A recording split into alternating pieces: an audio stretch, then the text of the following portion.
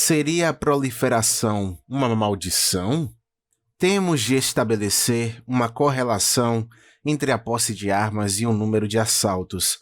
Por acaso o armamento legal ou ilegal aumenta a probabilidade de agressão ou a diminui?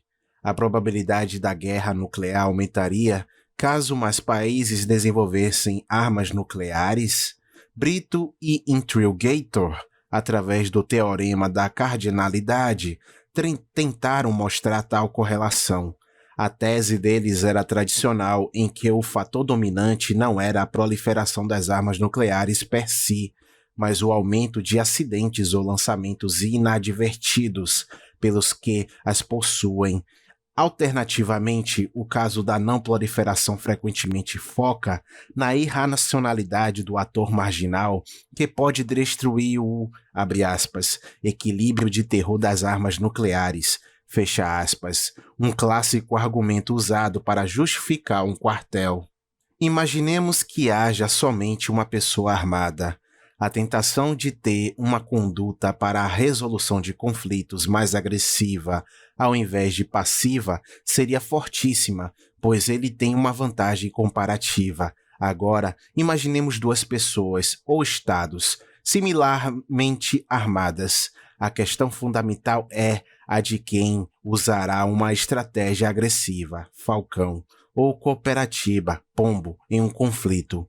Se o uso de armas levará a uma guerra mortífera, na qual ambos os lados perderão não apenas suas propriedades, mas também suas vidas, uma estratégia agressiva não é a de mais preferível. Se supormos que tanto um quanto o outro são entidades racionais, eles preferirão adotar o comportamento pombo ao invés do comportamento falcão, apenas se o primeiro oferecer mais vantagens que o segundo. A complicação é que os ganhos futuros de cada uma das pessoas depende do comportamento da outra. Também há uma probabilidade diferente de zero de conflito armado, embora esta possibilidade seja muito menor do que no caso em que um grupo não corra risco de retaliação. Neste caso, a estratégia Falcão seria mais tentadora para a pessoa armada. Formalizamos, então, essa interação entre John e Peter, dois indivíduos ou príncipes representando seus países, ambos tendo armas nucleares. V é a medida do lucro obtido de um conflito. C é o custo da guerra. Caso ambos se utilizem da estratégia pombo, eles dividirão lucros. V/2. Se houver equivalência nos níveis de poder, as armas nucleares fazem a guerra ser muito custosa. Quando ambos fazem guerra, o uso de armas nucleares só resulta em prejuízos. C. Para John e para Peter. Se for o caso em que John tem um monopólio de armas nucleares, ele não teme retaliação alguma. Aqui há apenas ganhos, V maior que zero. Para John, nem perdas ou lucros para Peter, já que ele se rende. Se for o caso em que John tem um monopólio, a estratégia dominante para ele é a estratégia Falcão. Se houver equivalência nos níveis de poder, cada jogador adotará a estratégia Falcão, se e somente se houver certeza de que o outro se utilizará da estratégia Pombo. Caso ambos se utilizem da estratégia Falcão, resultará em puro prejuízo. E se John se utilizar da estratégia Falcão e Peter usar a estratégia Pombo, John terá a totalidade dos ganhos. V. Na situação oposta, o ganho é zero. O jogo é simétrico desde que ambos os lados tenham as mesmas armas. Podemos ver que a estratégia Falcão não é o comportamento mais atrativo, visto que a consequência deste C é negativa, mas a estratégia Pombo é duvidosa, visto que V maior V dividido por 2. Assim, John joga como Falcão apenas se Peter jogar como Pombo. Na ausência de uma previsão perfeita, John tem que prever o comportamento de Peter.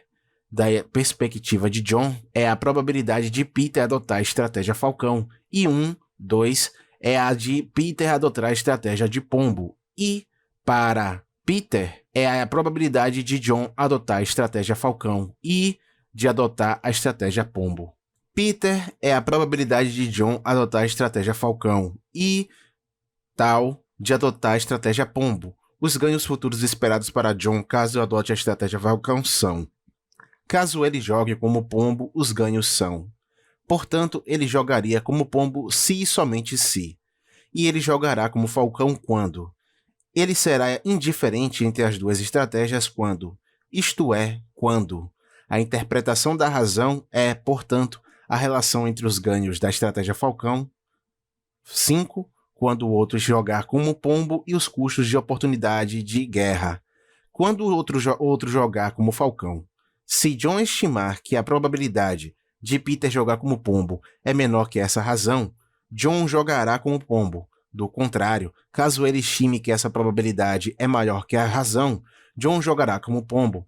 Também notamos que, conforme o aumento do dano resultado da guerra é comparado aos ganhos vindo desta, mais provável é que John ou Peter adote a estratégia pombo, já que a probabilidade limite é menor. Caso a razão dos ganhos sobre os custos da guerra se aproxime de zero, que é o caso com as armas nucleares, a probabilidade de uma resolução pacífica de conflitos aumenta drasticamente. Agora, visto que o jogo está simétrico, temos... Em tal interação, são variáveis-chave na decisão de entrar em um conflito nuclear.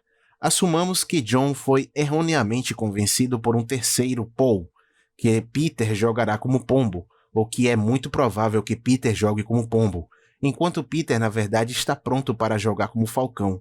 Então John adotará a estratégia falcão com base em uma informação incorreta. A guerra nuclear é, então, o resultado desta informação incorreta. Isso explica o porquê dos governos terem desenvolvido comunicações diretas entre aqueles que tenham poder para começar um conflito nuclear, protegendo-se contra tais informações errôneas. Mas como os jogadores são racionais, eles antecipam a dificuldade em prever o comportamento de outros. Um requisito de consistência natural é que as expectativas também são racionais. A convergência de antecipações entre John e Peter é crucial. Considere a figura seguinte. No eixo horizontal, nós delineamos as expectativas de John sobre Peter, enquanto no eixo vertical, nós delineamos as expectativas de Peter sobre John. Assumamos que estamos na zona A. Nesse caso, enquanto isso significa que Peter deveria jogar como pombo, já que é a melhor resposta ao comportamento de John, já que John joga racionalmente como falcão. Para as expectativas na zona A, uma estratégia estável seria o par, igual a 0. John joga como falcão e Peter como pombo. Na zona D, temos o oposto, igual a 0 e igual a 1. John joga como pombo e Peter joga como falcão. Há puramente duas estratégias. Ou John domina ou Peter domina. Nas regiões B e C, tanto Peter como John jogam com a mesma estratégia, ambos falcão ou ambos pombo, já que um é maior que o outro e o outro é menor que o outro. Zona B. Outro menor que outro e outro menor que outro. O equilíbrio misto, que é a igualdade, não é de fato estável nas regiões A e D. Mas quando o C aumenta drasticamente, como acontece com as armas nucleares, o valor de um é igual a outro, que é 1 dividido pela equação e soma do outro. Se aproxima de 0. De tal modo que as regiões de paz, A, B e D, crescem em tamanho, e isso demonstra um aumento na probabilidade do resultado dessa interação ser a paz. Consequentemente, a corrida armamentista entre dois países nucleares para estabelecer um equilíbrio de poder diminuiria a probabilidade de um conflito armado. O mais mortal que as armas se tornam, mais dissuasivas elas se tornam. A próxima questão é: a introdução de participantes adicionais aumentaria, diminuiria ou deixaria inalterada a probabilidade de conflito? Consulte a próxima figura. No eixo vertical está a probabilidade de guerra e no eixo horizontal está o número de países ou governos com armas nucleares. Com um monopólio, a probabilidade da guerra se aproxima de 1. Com 2 jogadores com arma nuclear, a probabilidade é próxima de 0. Ao adicionar participantes, ou essa probabilidade é abaixada para 0, ou é aumentada até chegarmos a uma pura incerteza. A probabilidade da guerra é 50, ou a pura certeza. A probabilidade de guerra se aproxima de 1. Adicionar um jogador. A interação implica em um novo jogo com 3 jogadores, cada um tendo sempre 2 estratégias para jogar, falcão ou pombo. Patrick joga de falcão ou pombo. Então Peter joga ou de falcão ou de pombo, condicionado pelo fato de Patrick ter jogado como falcão ou pomba. Qual será a estratégia de John? Em um conflito nuclear, caso 2 jogadores joguem como falcão, o poder destrutivo das armas nucleares será tanto que o outro jogador que jogue de pomba pode ser destruído também. Com efeito, haverá ganhos para um ou para todos caso apenas um jogador jogue de falcão enquanto os outros joguem de pomba ou quando todos jogarem como pomba. Consequentemente, sabendo dessa matriz, John calculará o valor esperado em adotar uma estratégia falcão em contrapartida à estratégia pomba, antecipando o comportamento agressivo dos outros jogadores. Estratégia falcão. Estratégia pomba. John jogará como falcão quando? Ele será indiferente quando? Já que o jogo é simétrico e, sabendo que as expectativas são racionais, isto é, as expectativas que cada jogador tem sobre o outro coincidem com as reais intenções de ação que os outros têm, podemos escrever tal é igual a tal, que é igual a tal, que é igual a 3 tal, onde 3 tal é o limite de 3 jogadores. Ao resolver a equação 9 por 3 tal, obtemos uma equação. O limite no qual John se baseia sua estratégia é menor com 3 jogadores do que com 2 jogadores. Adicionar um número n de jogadores neste jogo leva a um limite no qual todos os jogadores baseiam sua estratégia. Uma equação. Acrescentar n ao infinito reduz o limite para 0. Cada potência nuclear será incitada a jogar de pomba. Adicionar n jogadores implica em n estratégias onde um jogador domina, isto é, joga como falcão enquanto todos os outros jogam como pomba, e um equilíbrio misto. No espaço n direcional do tal, a área correspondente a C no espaço bidimensional diminui para 0, garantindo a alta estabilidade e paz. Para alguém que observa de fora, a frequência com a qual um conflito nuclear pode emergir é dada por equação. Olhando para a matriz com 3 jogadores, vemos que há 3 casos com 2 jogadores em guerra, e um caso em que todos os jogadores estão em guerra, mas o produto de uma probabilidade elevada à potência n é negligenciável. Assim, a frequência de uma guerra nuclear em uma matriz n de jogadores é reduzida a uma equação e fração. Conforme n se aproxima do infinito, a frequência de guerras nucleares é a razão dos ganhos V sobre os custos de guerra C. Com armas nucleares, C é muito maior que V, o que prediz que a frequência de guerras nucleares se aproximará de 0. A lição desta análise formal é a de que, quanto mais jogadores estão armados, mais a probabilidade limite de haver conflitos armados dependerá da razão V/C. Quanto mais dissuasivos são os meios, menores são as chances de conflito. A formalização pode sempre ser suspeita de jogos retóricos, e esta não é uma exceção. Ao menos o modelo formal apela para a razão e não para a paixão. Se for o caso de que o modelo esteja correto, então é importante que se liberalize o direito de possuir armas extremamente perigosas e também que se aceite sua disseminação entre as nações ou indivíduos. Seria a proliferação nuclear uma bênção? Sim, é uma bênção. Por quê? Porque o que é bom para nós também é bom para os outros. O equilíbrio de terror foi um assegurador da paz na Europa durante a Guerra Fria. Se não fosse por isto, os soviéticos poderiam ter tentado invadir a Europa. Quando não há armas nucleares, há guerras nos moldes clássicos, que podem resultar em massacres comparáveis àqueles vistos com o uso de armas convencionais nas guerras mundiais. A guerra do Irã/Iraque é um caso pontual. Se ambos os lados tivessem armas nucleares, eles poderiam ter hesitado em entrar em conflito, salvando milhares de vidas. Este tipo de suporte à proliferação de armas nucleares é natural para economistas, mas herético para não economistas.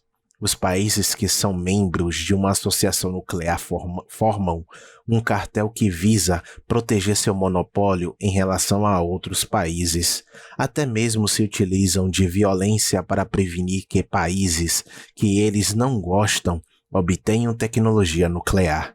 Se as armas nucleares reduzem a possibilidade de conflitos armados, isto é, protegem vidas humanas e territórios de invasões externas e violência, quer dizer que a possessão de armas nucleares é eficiente. A possessão de armas nucleares torna-se-á mais necessária conforme os custos de tecnologia nuclear diminuírem. A competição entre países para se defenderem contra agressores externos levará à proliferação de armas nucleares. O quartel dos membros do clube nuclear, Rússia, Inglaterra, França, China e Estados Unidos, falharão na medida em que mais países desenvolvam armas. Há duas grandes potências neste processo. Os membros do clube têm razões para trapacear e conceder armas nucleares a outros países, exemplo de França, Iraque, China e Irã. E outros países podem entrar no mercado sem precisar de ajuda, como Índia, Paquistão, Israel, Irã, Iraque, Coreia do Norte.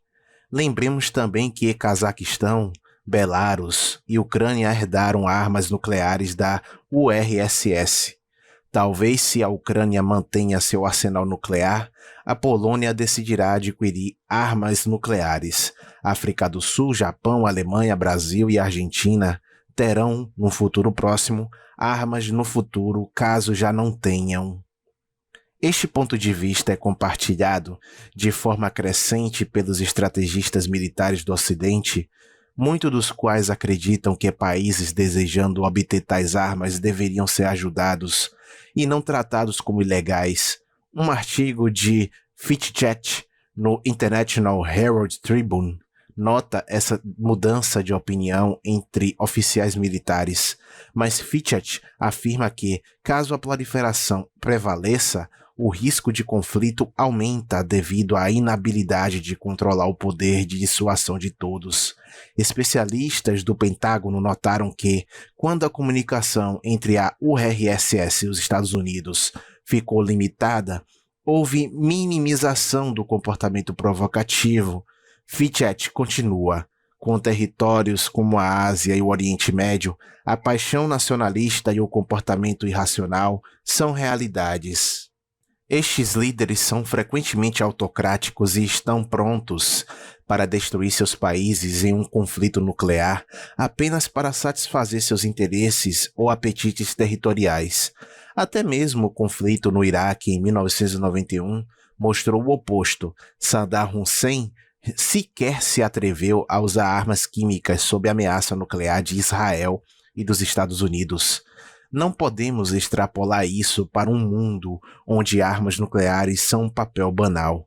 Não devemos nos esquecer que um conflito nuclear não é um conflito local e pode afetar, tal como aconteceu com o desastre de Chernobyl, terceiros que sequer estavam envolvidos.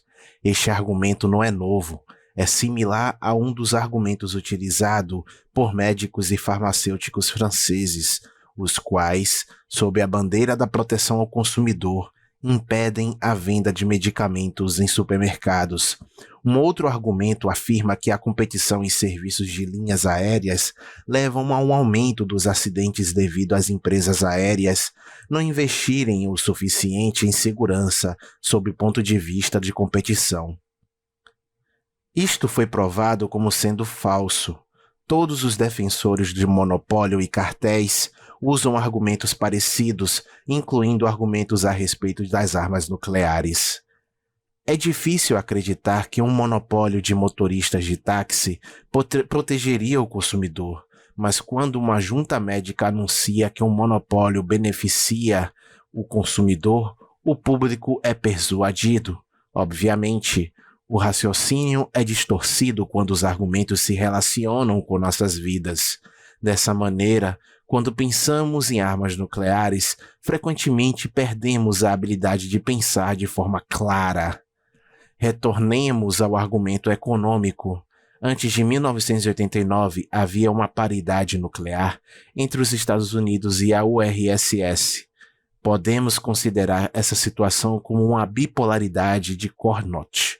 A questão central daquela época era a corrida em direção ao armamento nuclear. Para um dado nível de armamento soviético, igualá-lo à produção de mísseis dos Estados Unidos era lucrativo, conforme a capacidade de dissuasão. Do mesmo modo, para um dado nível de capacidade ofensiva americana, era vantajoso igualá-lo às ogivas nucleares soviéticas. A interseção entre estas duas funções é o equilíbrio de Carnot. O número de mísseis sendo produzidos era muito alto. Era possível aperfeiçoar os resultados para ambos os adversários através de uma redução mútua de produção de armamentos. Se ambas as partes concordam em reduzir seus exércitos enquanto retêm a capacidade de dissuasão, não seria ótimo para eles perderem essa oportunidade. No começo da Guerra Fria, nós testemunhamos conferências para a redução dos exércitos e tratados de não proliferação. Cada um dos lados nestes acordos teriam mantido uma certa cota de produções de mísseis ou comprariam estoques até um nível que maximizasse o lucro para ambas as partes. Todas essas conferências entre superpotências foram simples acordos para otimizar a troca entre custos e dissuasão. A falha de tais acordos é intrigante. Por que falharam? Pois os acordos têm de ser respeitados. A maioria destes tratados não apenas deram detalhes exatos a respeito no que diz respeito às cotas de produção, mas também os meios de verificar se as cotas foram ou não respeitadas. Em outras palavras, o problema do acordo em um cartel criou o dilema do prisioneiro. Tinham vantagem o que trapaceasse em vez de que respeitasse o acordo. Este incentivo a não respeitar as regras de acordo explica as falhas destes. A Guerra Fria foi caracterizada pela produção de mísseis até o ponto de Carnot, com tentativas de reduzir estes exércitos no ponto de equilíbrio. Apenas com o fim da União Soviética que esta estratégia de interdependência acabou, a estrutura bipolar desapareceu. Duas vias para o desenvolvimento futuro. Os Estados Unidos têm um monopólio de dissuasão nuclear e desempenham o papel de um poder executivo mundial, impedindo trocas internacionais para países que buscam por armas nucleares. Essa é uma posição custosa e os Estados Unidos não possuem reivindicações legítimas para desempenhar tal papel. Deveríamos permitir que mais e mais países desenvolvam armas nucleares. A primeira lição da história é que, na ausência de um monopólio coercitivo, nenhum acordo ou cartel, até mesmo um organizado por estados, poderia sobreviver. Um dos melhores exemplos disso foi o cartel do petróleo. A segunda lição é a de que a competição é o meio pelo qual maximizamos os nossos lucros decorrente de uma troca. A possessão de armas nucleares é a forma mais eficiente de defender um território, pois produzem medo. Isso reduz a quantidade de conflitos armados e não requer muitas pessoas. Tal tecnologia, conforme vai se tornando mais acessível, enfrentará uma demanda crescente vinda de países com menos recursos. Tal democratização é o resultado de uma competição. O uso do termo democratização, entre aspas, em vez de disseminação, entre aspas, para fazer um ponto, para muitos, democratização, entre aspas, tem uma conotação positiva.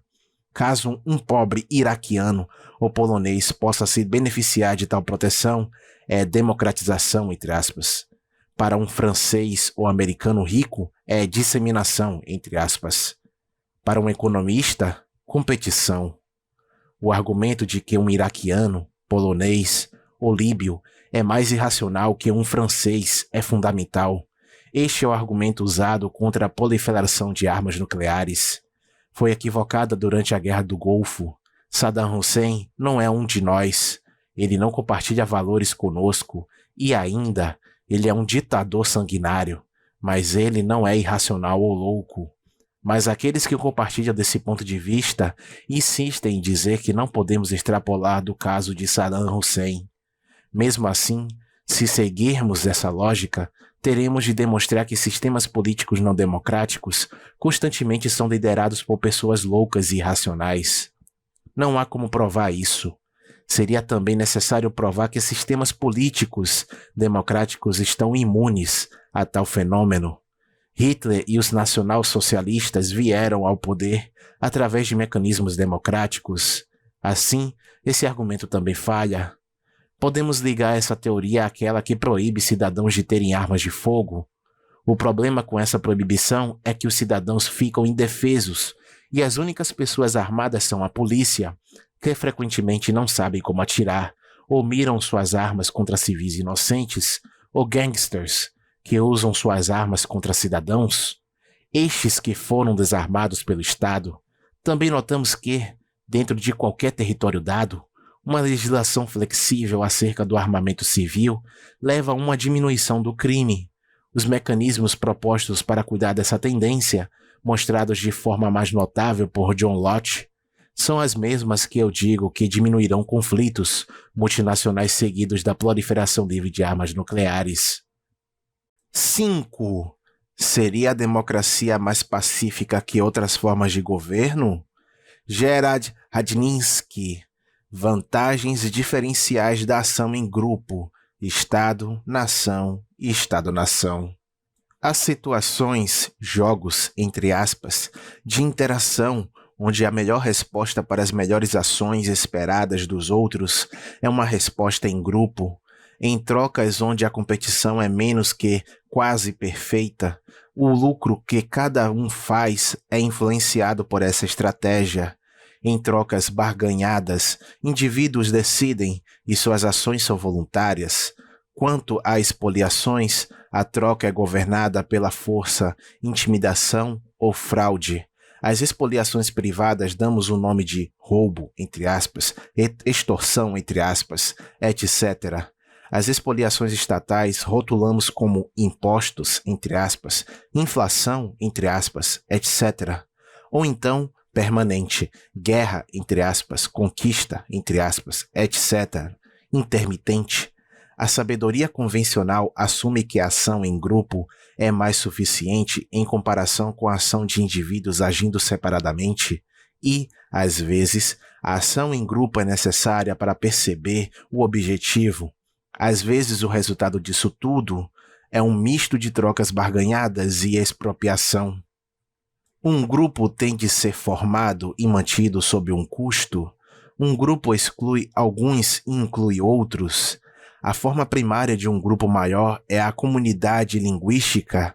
As comunidades se classificam desde clãs, uma família estendida, a tribos e, eventualmente, até nações.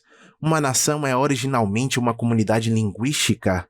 Nos despertar da Revolução Francesa e da consequente democratização da guerra, com a introdução da conscrição geral em 1793, um dos males legados a nós pela Revolução Francesa, a palavra nação, entre aspas, passou a ter uma conotação política e, com isso, seguiu a ideologização da guerra, que culminou no século XX, quando a democracia, entre aspas, tornou-se a nova religião do Estado, e os inimigos eram o ipso, declarados serem não democráticos, entre aspas, isto é, um descrente.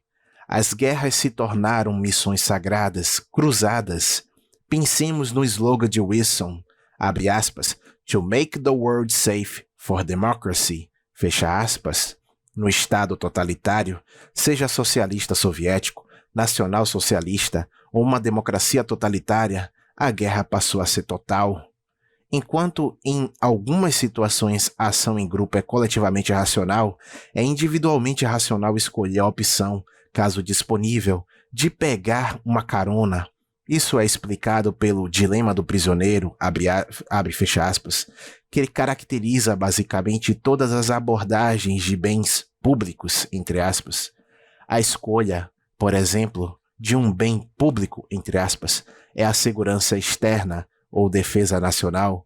Isto faz com que a teoria dos bens públicos de grande relevância caia no problema da produção da segurança. Para suprimir a opção da carona, é necessário um agente que possui a capacidade necessária de coerção. Portanto, é racional para a nação transformar a si mesma em um Estado-nação, um monopolista territorial da violência, empregando especialistas em violência, que são pagos com o dinheiro dos pagadores de impostos para a produção da segurança interna e externa, polícia e exército. A concepção padrão é a de que exércitos são muito perigosos para existir sem um controle estatal. O nacionalismo, desde o patriotismo até o chauvinismo, funciona como um meio de superação do dilema de que é coletivamente racional ser individualmente racional. Mercenários eram pagos e, portanto, não havia problemas com motivação, e prisioneiros de guerra tinham um preço sombra, resgate. Na guerra democratizada, tanto os soldados como os prisioneiros de guerra perderam seus preços sombra, tornaram-se inúteis. Em tempos de guerra, soldados conscritos tinham de ser motivados. Isto foi feito com a ajuda do nacionalismo e da ideologização da guerra à disposição. A guerra tornou-se mais cruel e a população civil passou não só a ser envolvida, mas também a ser alvo. Deste modo, na Segunda Guerra Mundial, bombardeios terroristas ocidentais em cidades inimigas abertas tinham como anseio a quebra da moral dos civis, matando a maior quantidade possível deles. Dessa forma, soldados também não poderiam ser poupados. A teoria de Douhet, adotada pela FAR, tão cedo como em 1918 e particularmente favorecida por Churchill.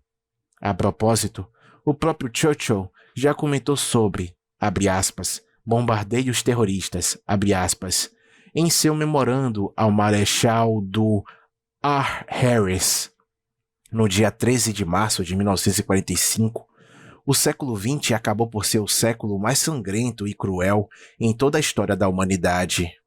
O nacionalismo faz ser um dever, um conceito moral, submete-se às escolhas coletivas feitas por líderes políticos para todos os membros do Estado-nação, um dever de se submeter para eles por um bem comum, entre aspas, putativo, e até mesmo de mandar pessoas para morrerem em guerra, frequentemente por vaidade de alguns. Um exemplo foi a, abre aspas, vaidade quase infantil, fecha aspas, dos Roosevelt, ou a vaidade de pessoas imodestamente achando que são instrumentos da providência, como Hitler e Stalin. Nestes casos, a ligação entre os benefícios gozados e os custos vindo de qualquer dado indivíduo é cortada. Crimes são cometidos sem peso da consciência, visto que a pessoa se sente como um instrumento da providência. A visão de mundo mitológica, por exemplo, tanto Hegel quanto Ferguson, se utilizavam dessa teoria mitológica com uma base teísta para explicar certos desenvolvimentos históricos. A escolha coletiva inspirada pelo nacionalismo se prende na irracionalidade, sem falar da moralidade da escolha coletiva que, como tal, impõe a escolha de alguns que afirmam representar a coletividade a todos, estabelecendo, portanto, uma ordem coercitiva. Conclui-se disso que uma escolha coletiva, a qual precisa ser não unânime, visto que, caso contrário, seria sem sentido, é sempre tingida moralmente, um tipo de queda. Edmund Burke disse o seu melhor em 1756, política, abre aspas, a coisa em si é o abuso, fecha aspas. Consequentemente, recorrer à política deveria ser evitado sempre que possível. O problema da unidade-ação. A ação, em sentido próprio, pressupõe a habilidade de escolher. Apenas indivíduos podem decidir o curso de suas ações, isto é, decidir em seu sentido comum. O homem é um escolhedor e não pode deixar de escolher. Uma entidade coletiva, um grupo, uma nação, etc., escolhe um percurso de ação apenas em um sentido metafórico. Essa diferença é o problema fundamental que perturba o holismo. Para agir, uma entidade coletiva necessita de uma unidade da ação, entre aspas, reconhecível. Esta ação precisa ter o poder e legitimidade suficientes para o grupo em questão, para representar, entre aspas, a entidade coletiva, até mesmo sobre uma autoridade herdada, uma monarquia e, estritamente, em uma democracia majoritária, a, abre aspas, unidade da ação, fecha aspas, é problemática, visto que o grupo não é unânime, dos indivíduos não poderem ter os mesmos conjuntos de interesses que se segue o conceito de individualidade. Portanto, o problema da identidade de grupo surge. Em estados, como sabemos, as pessoas nascem em um estado e, como adultos, são forçados a arriscarem suas vidas em guerra. Grupos não têm a permissão de escolherem a outra, abre aspas, unidade da ação, fecha aspas, senão o estado no qual eles vivem e a cidadania que eles possuem, a não ser que eles deixem o território do estado. Para ilustrar esse ponto, podemos começar das trocas, entre aspas. Elas são, por definição, voluntárias. Trocas, até mesmo as não simultâneas, funcionam na maioria das vezes, pois as partes envolvidas na troca têm uma reputação em jogo. Falhando nisso, há alternativas para fazer com que a conformidade se cumpra, desde autoajuda e convenções em grupo, até comprar ajuda e recorrer ao Estado como decisor final. Para as partes em uma troca, o Estado oferece o contrato em caso de necessidade. Entretanto, um agente racional procurará possíveis fornecedores de cumprimentos de contrato. Alguns mais poderosos do que outros, alguns mais custosos e assim por diante. O mesmo funciona, mutatis mutandis, para a produção de segurança. Um agente racional procurará por possíveis fornecedores da segurança, especialmente para a segurança interna. É amplamente reconhecido que isso funciona dessa forma. Mais frequentemente, a agência de violência que suplementa a segurança interna é o Estado, embora não precise ser o Estado. Por exemplo, uma polícia privada é muito mais efetiva e menos custosa, portanto, é uma indústria de crescimento, e isto é amplamente reconhecido. Em contraste, é geralmente afirmado, exceto em círculos libertários, que a produção de segurança externa pode ser feita apenas pelo Estado. Esta afirmação é sustentada pelo fato de que os Estados são os mais poderosos provedores potenciais da segurança externa. E de fato o é. Todavia, isso é um fato contingente na história. Nos primórdios, não havia diferença decisiva entre proteção interna e externa.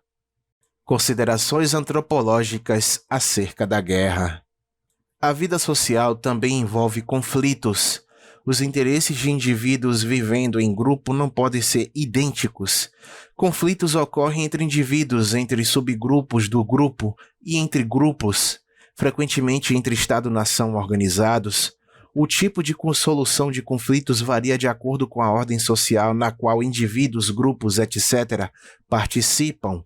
A nível individual e a grupos face a face, há, em princípio, 3 tipos de política. A discussão racional, levando a um compromisso baseado em uma análise de custo-benefício feita por cada uma das partes, e se isso falhar, B. Persuasão, um precursor à propaganda em conflitos estatais, e se isso também falhar, C. uma das duas opções, abre aspas, fugir ou lutar, fecha aspas.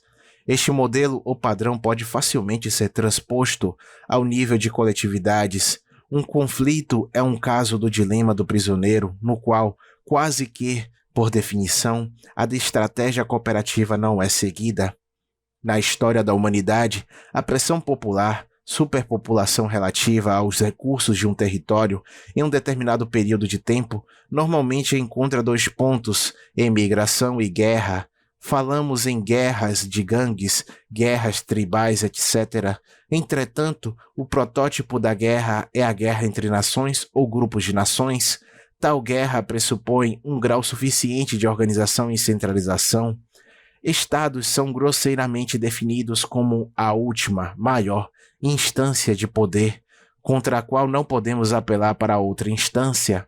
O Estado é um monopolista territorial da violência e ele declara sua violência como sendo, abre aspas, legítima, fecha aspas. A coercitividade ou sua ausência não é uma característica definível. O Estado seria Estado, mesmo se, per impossibile, o contrato social fosse uma teoria sólida. Jassai demonstra que este não é o caso, pois leva a um regresso infinito. O ditado de Clausewitz, abre aspas, a guerra é a continuação da política por outros meios, fecha aspas, é amplamente aceito, mas o oposto, abre aspas, a política é a continuação da guerra por outros meios, fecha aspas, também está certa.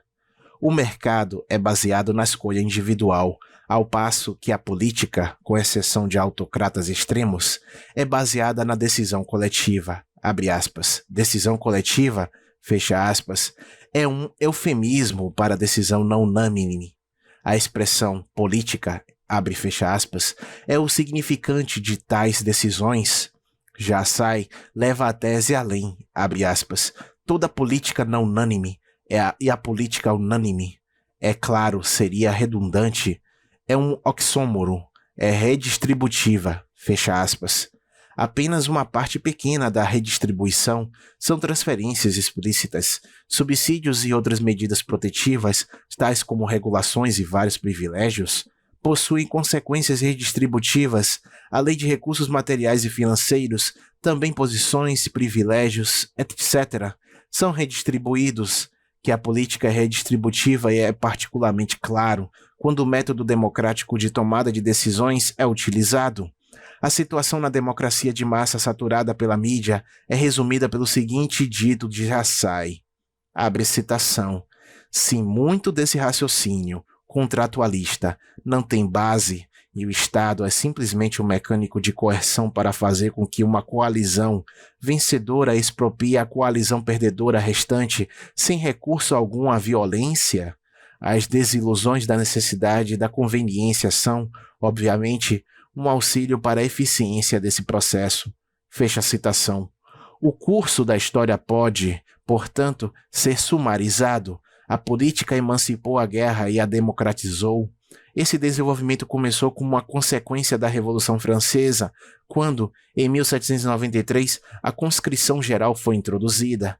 A França foi a precursora, a Prússia seguiu de forma relutante em 1812, considerando a conscrição como a única resposta viável à inovação francesa.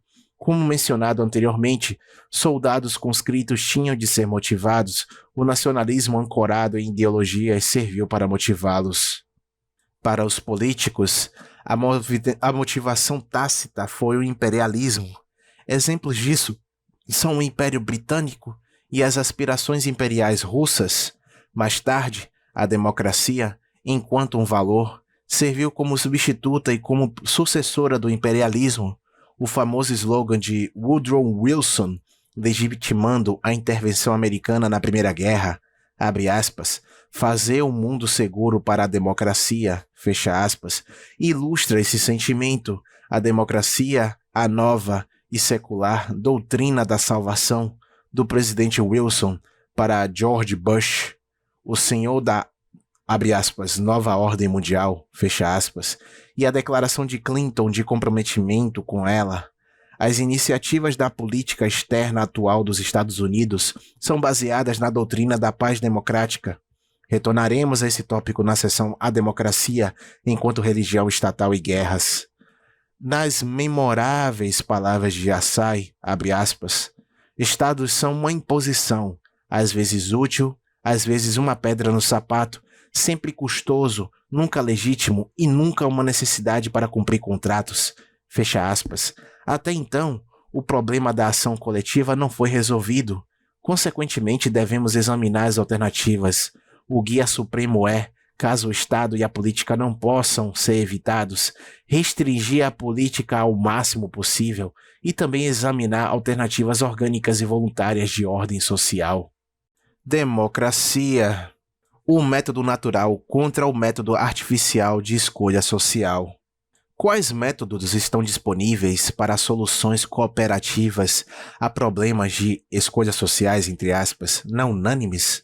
Seguindo Yassai, divido os conjuntos de métodos possíveis em dois subconjuntos, o método natural e o método artificial de escolha social.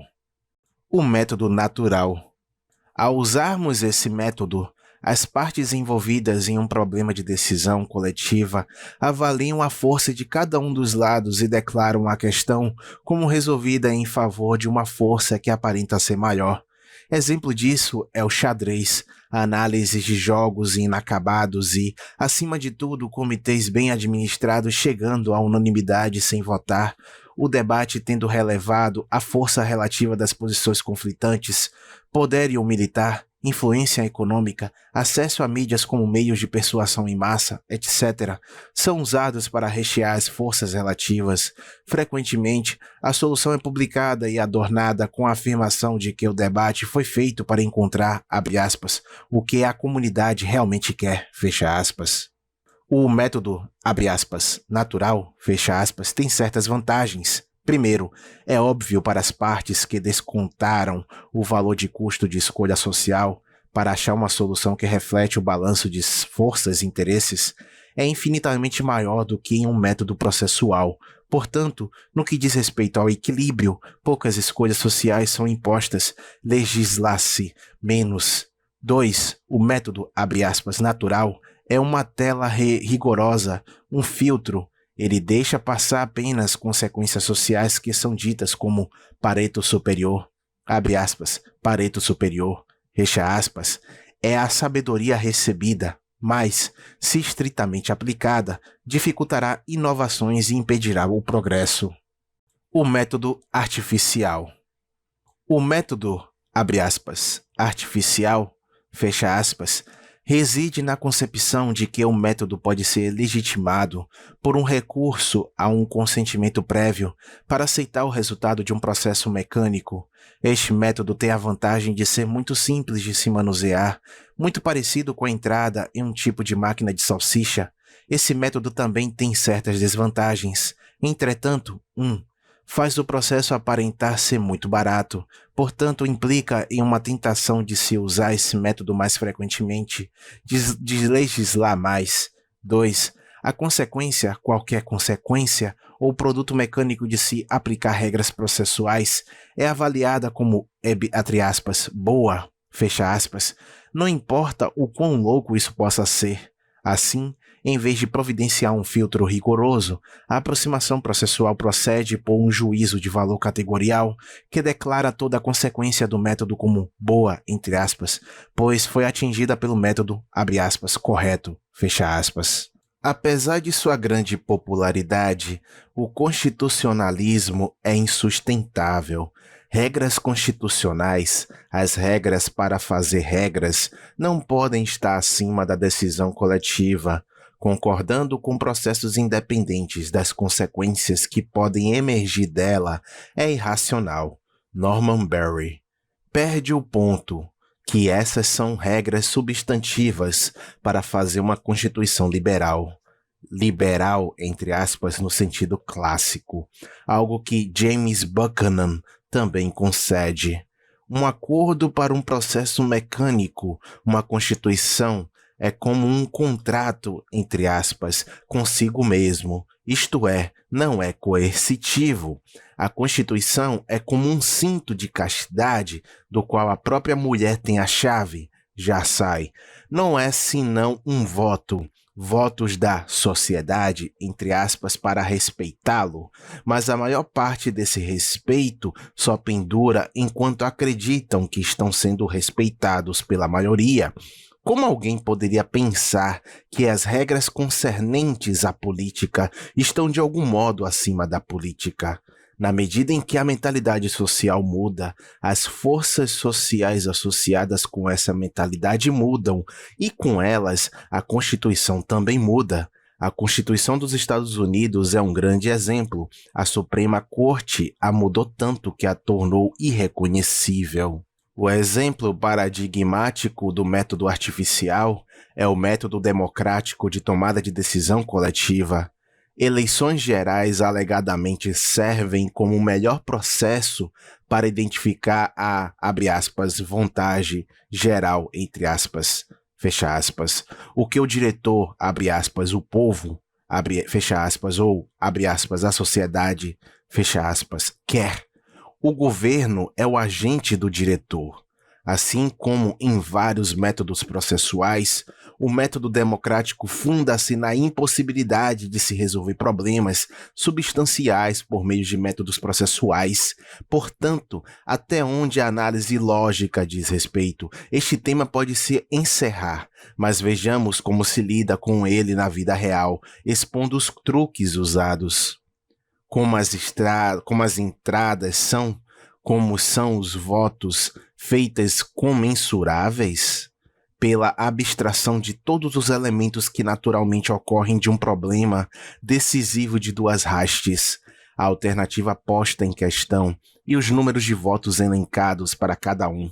Abstraia-se de quem os elenca, a intensidade de preferência ou o peso do comprometimento, diferente em contribuição ou em tomada de riscos, conhecimentos relevantes, etc. A agregação de votos é legitimada pelo argumento de que os votos e os votantes são homogêneos. Como eles poderiam se tornar homogêneos?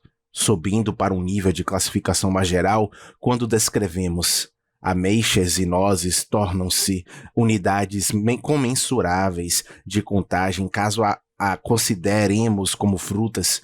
Idiotas e pessoas inteligentes são iguais em sentido relevante se consideradas como membros da mesma espécie biológica.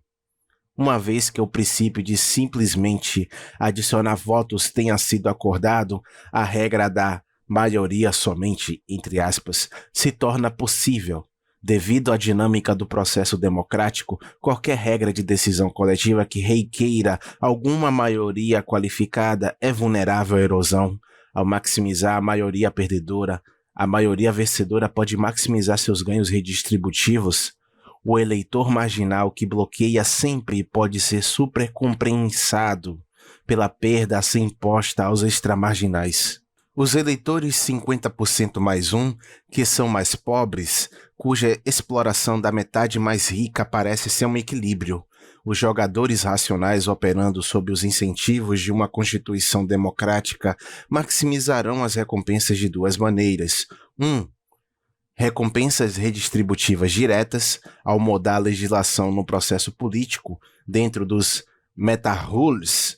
E 2. Recompensas indiretas redistributivas que se tornam disponíveis pela mudança das regras mestras, Constituição. Eles aprendem a escolher uma Constituição que maximize o escopo da legislação redistributiva. A dinâmica inerente da democracia, pressupondo franquia não qualificada e jogadores racionais, leva ao domínio restrito e ao governo da maioria apenas. Isso significa que tais fatores levam a uma democracia ilimitada, impõem escolhas dominadas, coerção. As meta-regras democráticas não são garantia contra o totalitarismo. Passe Jim Buchanan. Nenhuma Constituição pode fornecer tal garantia. Desvantagens. 1. O método consegue expressar somente preferências classificadas ordinalmente. Não consegue expressar preferências cardinais. Ele as suprime. 2. A operação aritmética de agregação de votos não tem sentido, da mesma forma que a agregação de utilidade interpessoal. como um método de descobrir o que o ator holístico, a sociedade, entre aspas, deseja, ele não tem sentido. É significativo apenas como um método de contagem de votos. A agregação de votos é enganosa, sob o pretexto de que o resultado é apenas a soma das partes, entre aspas, ela contrabandeia um valor holístico, escolha da sociedade, entre aspas. Não pode haver tal coisa por causa dos interesses conflitantes subjacentes dos vários membros do grupo. Diferentes indivíduos não podem ter interesses idênticos. Se você abstrair dos indivíduos reais, a entidade fictícia da escolha da sociedade, entre aspas, permanece como um sorriso do gato de Cheshire. Não tem status ontológico, nem mesmo é uma entidade conceitual, uma vez que é uma constituição inconsistente. O regime de escolha democrática é imunizado contra críticas através da introdução de uma definição persuasiva. Democrático, entre aspas, agora é usado em um segundo sentido, vis, principalmente avaliativamente, para elevar o resultado, qualquer resultado, no terreno moral elevado, moralizando-o. É declarado como bom, pois expressa a vontade do povo, entre aspas. Além do fato de que isso é um absurdo ontológico, ele comete a chamada falácia naturalista, entre aspas, da ética do consenso, entre aspas. Frequentemente, uma relação hipotética entre prosperidade e democracia é invocada. Esta afirmação pode funcionar como um culto à carga. Os jornalistas, muitas vezes, sugeriram que, se apenas a democracia, entre aspas, fosse introduzida em um dos 6 estados comunistas do Bloco Oriental, as lojas, de repente, estariam bem abastecidas com várias mercadorias. Isso pode ilustrar a afirmação feita por Jassai, a saber, que a evolução sociopolítica parece ter dado um ciclo completo. Values holísticos, isto é, valores atribuídos a um ator holístico, o povo, entre aspas, tal como a justiça social, entre aspas, igualdade de resultados, entre aspas, etc., são apelados a fim de erodir e anular os próprios direitos de propriedade que uma ordem social visa proteger. De fato, fechamos o círculo do Estado protetor para o Estado redistributivo produtivo. Daí o fenômeno de nosso inimigo, o Estado, entre aspas. Quais são os argumentos a favor da franquia não qualificada? A supressão de características relevantes dos eleitores é aclamada como uma virtude em nome de um princípio moral de igualdade peculiar, isto é, uma versão possível de igualdade com base no pertencimento à mesma espécie biológica. Pode-se formular de maneira mais plausível outros axiomas de igualdade que exigiriam dar a algumas pessoas mais votos do que as outras, dependendo da pessoa e da questão a ser decidida, ou de ambos. A franquia não qualificada nada mais é do que uma vaca sagrada, um dos mitos de nossa época. Veja a tese do uso político da paz democrática abaixo. Presumivelmente, o mito originou-se no contexto militar, já que todo cidadão deve arriscar sua vida, todos deveriam ter o mesmo voto. A ordem mendicante fornecia um sistema modelo. Avaliação prática do método democrático. O método democrático seduz a expandir a escolha coletiva, pois parece ser tão simples de usar e quase sem custo. Um fácil processo mecânico. Ele o convida a pecar. Intervencionismo galopante. As consequências, devido ao viés redistributivo do regime constitucional democrático, ele transforma o Estado em uma vasta máquina redistributiva e a sociedade na sociedade turbulenta, entre aspas. Intervencionismo, assistencialismo, coletivismo, com consequências que vão muito além de qualquer coisa conhecida sob a escolha social pré-democrática. O fato de a direção ser igualitária, entretanto, não significa que o resultado final o seja. A democracia não é uma teoria política normativa satisfatória. Do ponto de vista da sociedade livre, como princípio regulador, o mesmo vale para qualquer método processual. A escolha social não unânime é moralmente maculada, per si, uma vez que impõe escolhas dominadas a alguma parte da comunidade. O método democrático proposto como solução para o problema da escolha social esconde o problema. Não pode haver solução processual, uma vez que o problema não é processual. O problema da escolha social é substantivo. Quais escolhas, se houver, podem ser legitimamente impostas a uma parte divergente da comunidade? O problema prático é como evitar que o recurso à escolha social seja facilmente alcançável, como prevenir a tendência de transformar problemas econômicos ou jurídicos em problemas políticos. Em resumo, não há meta-regras neutras. Toda regra, seja qual for seu nível, favorece interesses identificáveis. A regra da maioria, por exemplo, leva a uma ordem redistributiva. Se for tomada como condição suficiente para a escolha social, ela transforma a política em um jogo de distribuição, entre aspas, de 3 pessoas. Uma maioria de 2 pode, se concordarem, desapropriar o terceiro. Uma democracia majoritária pura, típica ideal, acabará tomando toda a renda de todos sob o conjunto de medidas redistributivas e retornando a mesma renda para todos sob um conjunto diferente de medidas, seja em dinheiro ou em espécie, bens públicos de fato. O estado final será aproximadamente o mesmo que no socialismo fundamentalista típico ideal, como Ludwig von Mises previu nos anos 20. Enquanto o jogo de distribuição, entre aspas, de 3 pessoas, mencionado acima, é instável, girando em círculos, uma mudança circular no papel dos desapropriados, a versão do ovo de ouro, entre aspas, pode permanecer estável por décadas. A Suécia, novamente, é um bom exemplo. Os gansos que botam os ovos de ouro eram as empresas multinacionais e o ministro das Finanças, Gunnar Sträng, muitas vezes declarou aos camaradas social-democratas que queriam mais do socialismo, que o ganso dos ovos de ouro, entre aspas, tinham que ser tratados com cautela, que ele não poderia morrer de fome ou ser forçado a emigrar. Permanece a ideia geral, entretanto, de que alguma parte da sociedade usa o regime de escolha social procedimental para obter renda, riqueza ou oportunidades às custas da outra parte. Um rótulo popular para esse sistema é o mercado social, entre aspas. O mercado privado deveria produzir a renda nacional, então o Estado a redistribui de acordo com sua ideologia. Ludwig von Mises chamou-o de a versão mais recente do intervencionismo. Combina perfeitamente com os valores social-democratas. Na melhor das hipóteses, a versão de mercado social da democracia retarda o movimento da sociedade em direção ao estágio acima mencionado de uma sociedade turbulenta, entre aspas, pura, mas nada mais. O desenvolvimento em direção a uma sociedade turbulenta, entre aspas, pura também pode ser desacelerado por debaixo, entre aspas.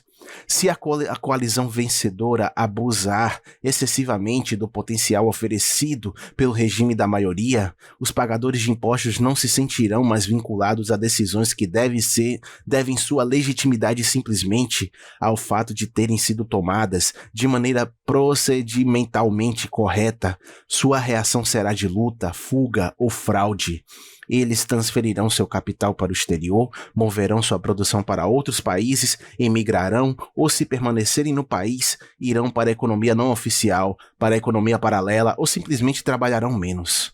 A revolta fiscal, a imigração, etc., demonstram a constatabilidade final das decisões processualmente corretas que desafiam as relações de poder subjacentes. Esse fenômeno pode ser interpretado como um surgimento do que Jassai rotulou de abre aspas, o método natural, fecha aspas, da escolha coletiva. As relações de poder existentes se fazem sentir, mesmo que oficialmente a democracia, governo majoritário reine suprema. Isso mostra que há limites para a soberania popular, entre aspas.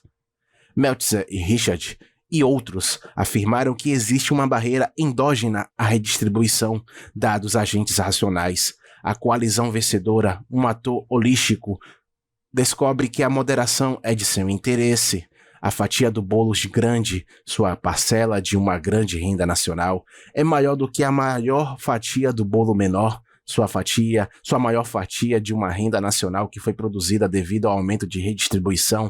No entanto, como Jassai apontou, isso não pode ser traduzido no comportamento do eleitor individual. Ele teria que equilibrar corretamente, no ponto de equivalência marginal, seu ganho redistributivo previsto contra sua participação pessoal na perda de renda nacional devido à redistribuição. É tão implausível que o eleitor possa fazer isto que a afirmação precisa ser rejeitada. É baseada em uma espécie espécie de falácia de composição, entre aspas. Em vez de esperar por uma barreira endógena à redistribuição, é plausível prever que, no futuro, testemunharemos uma espécie de padrão de onda histórico semelhante ao que vimos nos últimos anos. O socialismo crescente, sob o título de mercado social, leva a uma redistribuição cada vez mais complexa e menos transparente.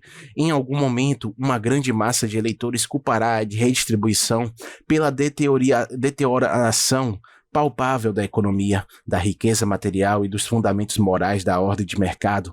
Existem exemplos recentes: Inglaterra em 1979, os Estados Unidos em 1980 e até a Suécia em 1991.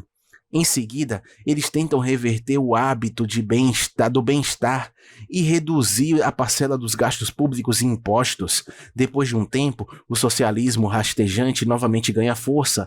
É uma conjectura plausível que esse padrão de onda histórica continuará a aparecer enquanto praticarmos o governo da escolha social democrática com base na franquia não qualificada, e certamente não há sinais de que uma remodelação da forma de franquia possa se tornar politicamente possível, entre aspas. Isso certamente não poderia ser superado com a ajuda do método democrático. Os partidos políticos vão dificultar uma mudança estrutural que diminua suas receitas. O dilema da sociedade turbulenta, induzida pela democracia.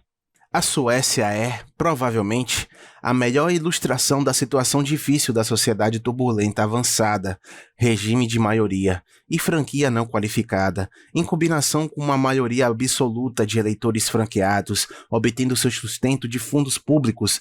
36% dos adultos estão empregados de forma produtiva, 7% são autônomos e 29% são empregados de forma privada, 27% estão empregados no setor público, no complexo de bem-estar financiado por impostos da educação estatal, saúde, serviços sociais, transporte público, etc. 34% são clientes do Estado, estudantes, pensionistas, desempregados, etc. E 3% são clientes da sociedade civil, isto é, eles cobrem a maior parte de suas despesas com a ajuda do marido, da esposa ou de outros parentes. Uma vez um grande grupo, eles recebem cada vez menos.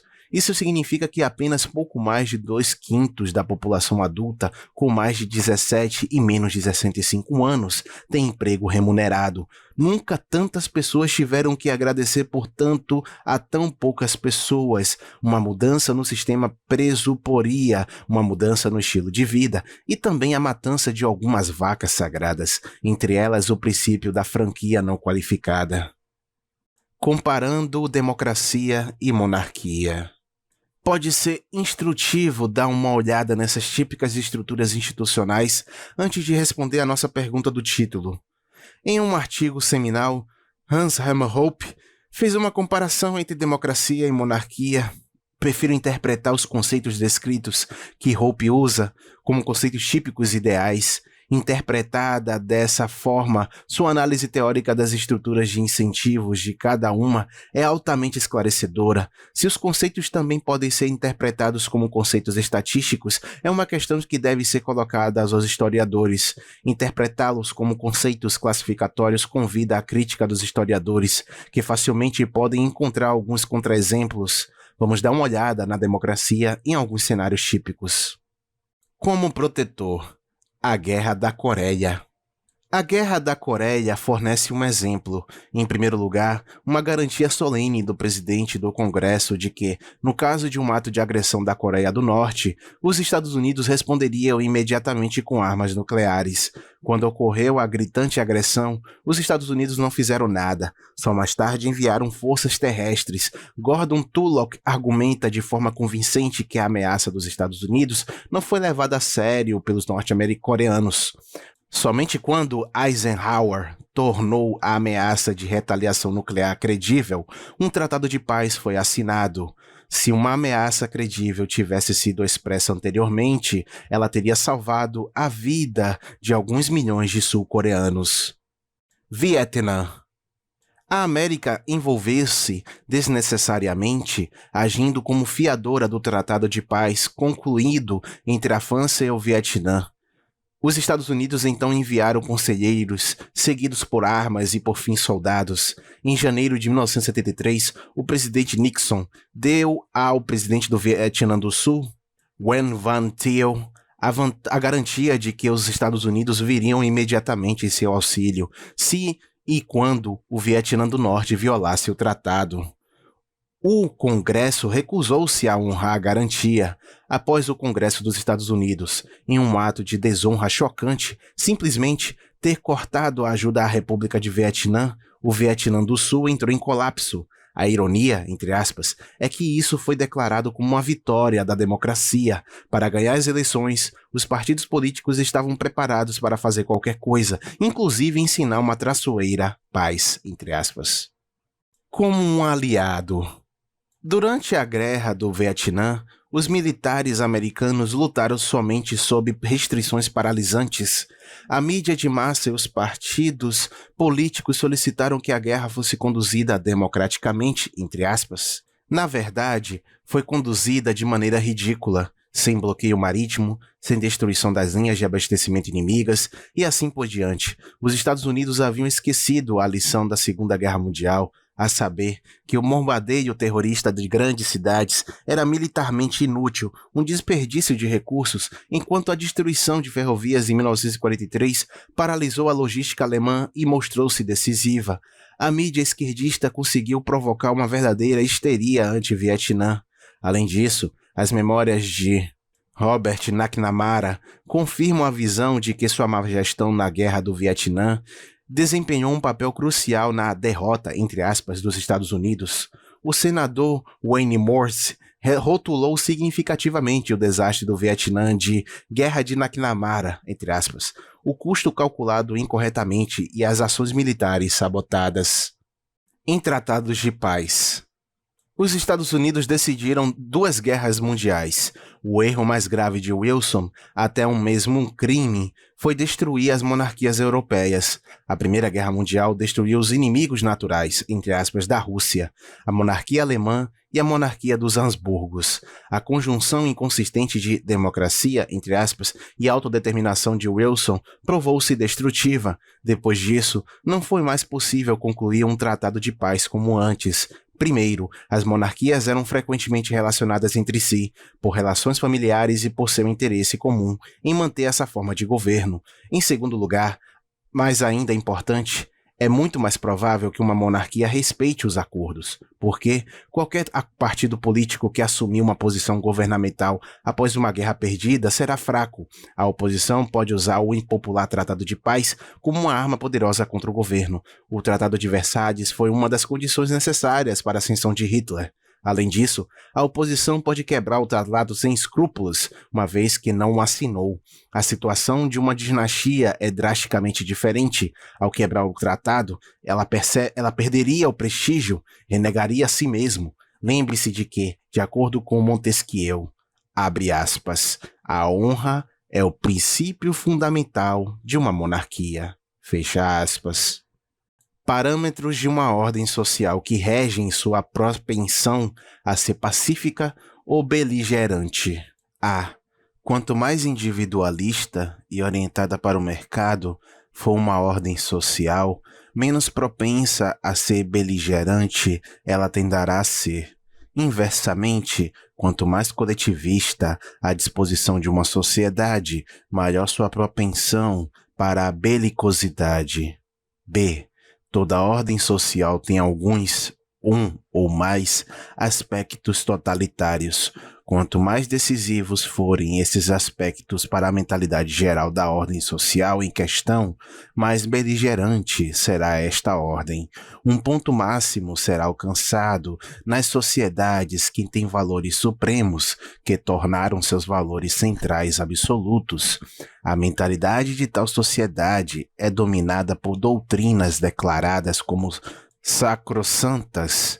Consistentemente, os negadores oficiais das doutrinas centrais declaradas como verdades estatais, entre aspas, são perseguidos como hereges. Exemplos são as sociedades governadas pela religião, as cruzadas da Idade Média, as várias guerras santas, entre aspas, ou pelos sucessores da religião transcendental, as religiões secularizadas, Religion Secularis, de Raymond Aron.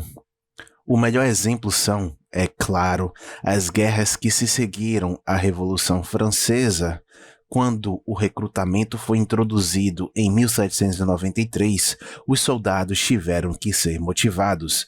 Isso foi alcançado invocando o nacionalismo, o chauvinismo, ensinando os soldados e a população a odiar o inimigo, que foi demonizado pela propaganda de atrocidade, caracterizando-o como inumanos, entre aspas. No Ocidente, a democracia, entre aspas, vaga e indefinida, grosso modo, abre aspas, um homem, um voto, fecha aspas, tornou-se a religião do Estado. Dewey reconheceu esse desenvolvimento já em 1920, abre aspas, se você se compromete com a democracia, ela assume valor religioso, fecha aspas. A democracia acompanha a redistribuição. Lembre-se das palavras memoráveis de Anthony de Jassai, abre aspas, o Estado é simplesmente um mecanismo de aplicação que visa permitir que uma coalizão vencedora explore a coalizão perdedora residual, sem ter que recorrer à violência. Democracia e socialismo, igualitarismo, são as duas faces da mesma moeda. Assim, o social-democratismo, entre aspas, tornou-se a nova religião estatal no Ocidente.